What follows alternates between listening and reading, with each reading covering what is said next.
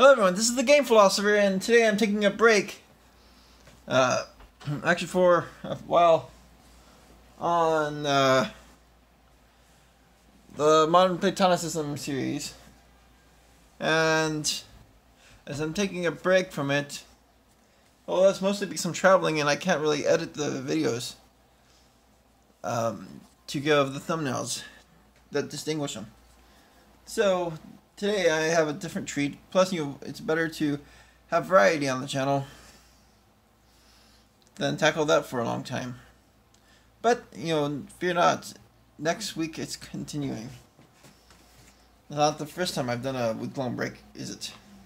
So the idea for this video comes from this book. So I'm just gonna go ahead and say this is the recommendation: the autobiography of Benjamin Franklin. Now, I'm not sure if in the video it's going to show you the letters and might look backwards, but it's a good book, and a lot of times we aren't ready for when things go bad.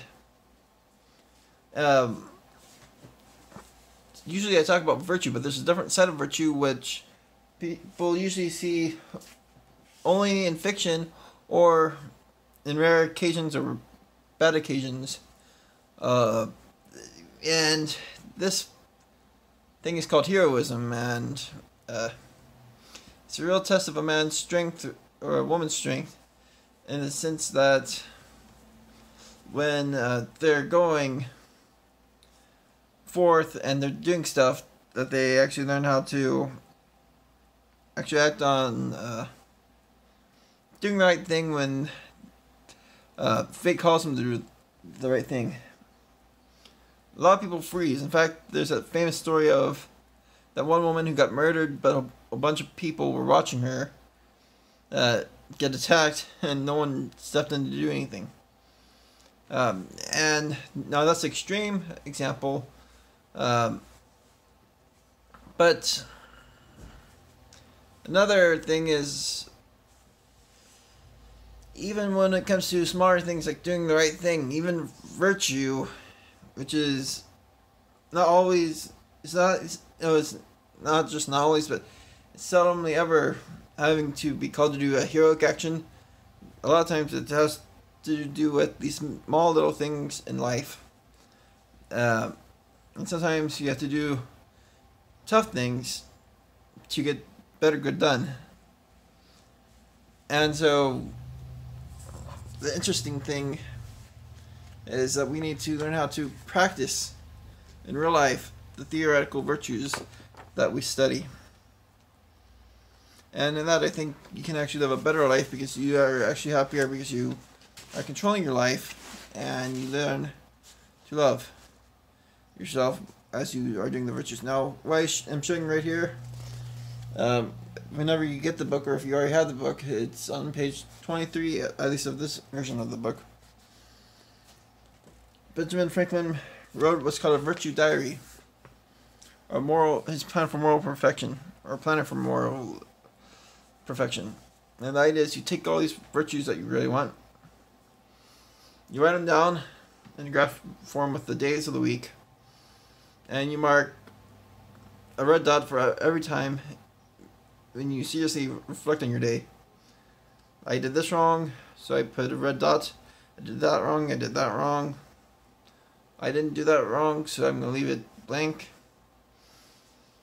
And in doing this, he actually planned to improve himself. And now, he doesn't give us a lot of details on if it worked or not, but it's a very fascinating idea, and I really recommend it to anyone who wants to try it. In fact, really, like I said earlier on this channel, Seneca actually recommends that you just think about the virtues, and when you think about the virtues and how you did throughout your day, you will actually start to correct them, and you'll be less angry, and it's wonderful. Now, going further, I think when you look at Platonists. Now, I said I wouldn't talk modern Platonicism, so I'm going to talk earlier Platonicism, I'm not sure if that makes sense. I mean, Platonicism, as it relates to this subject, well, it's not a modern Platonic video. Platonist pretty much says that evil exists in the world. It's in the material world, and so you have a lot of suffering going on. It's not from yourself, not just from yourself, it's also from other people. And not only that, but you have people doing bad things. Now, no one's evil. Everyone's participating in the good. So that is one thing that's very important to consider in case you screw up, so that you don't get down and depressed if you do something bad. You just correct it and move on to being a better person. Now, the idea that there's evil in the world, naturally, you pretty much begin to learn how evil will triumph because good men do nothing. As Edmund Burke would say, that since, as motivating factor, if you do not do the good, there's a chance, significantly, that the good will not happen. So you have to take that personal responsibility, really, to do good things, and when you're doing these good things, you're improving yourself, you're improving the world around you, you're spreading the good, cutting down on the bits of evil that are harming everyone in life. And I think in that, really, that a lot of people talk about happiness. With happiness, it's not really always about you. Sometimes it's about other people. Well, actually, a lot of times it's about other people, because the one thing that prevents us from being happy, other than issues with mental health which cause depression, such as the clinical depression. I'm not talking about the emotional depression, but the one thing really is that causes us happiness and depression would be the world around us, and that when we give to other people and we do the right thing towards other people and we look at spreading the good, sometimes it will actually, a lot of times it will help them to be happier, and then you're happier. Sometimes you have to do tough things like piss people off in order for the good to happen, but that's okay, because a lot of times people are misguided. Now, when I say people are misguided, I also mean you could be misguided too. But that's nothing to fear. A lot of the evil is caused by being misguided, so you have to learn how to be good. And in learning how to be good, you do good things for other people. And a lot of this can go with choosing your types of friends.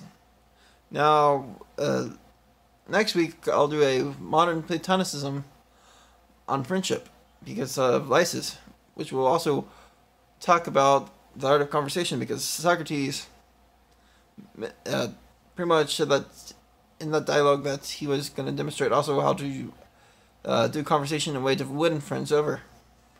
And so there's a fascinating video up ahead about friendship. But anyway, just for the sake of this video, you have to choose friends that challenge you and make sure that you are doing good too. Now, not everyone agrees on particular details on virtue. In fact, there's a big debate in philosophy, even on whether or not morals are objective. Now, I believe they're objective, and I've given reasons in the past why. so I'm not going to say them here. So you have to be open-minded, and as I've said in previous videos, that especially in the last modern Platonicism video, you have to have Andrea. You have to also consistently learn, but be confident in what you know. If you disagree, consider it. You have to listen. But at the same time, if someone disagrees with you and you're correcting them, you should also consider if you're right or if you're wrong. But you also have to consider what's that person wanting in life. And in that, you will be able to maneuver things and have less stress in your life. But at the same time, you can actually find the good. So another thing about friendship is, even if a friend does not like it, sometimes you have to do the tough things. And when you do the tough things, it helps them. As Socrates said in Phaedrus, he talked about how someone who's beyond the lover will be the person who is able to look out for someone's interest, regardless of whether or not they like it.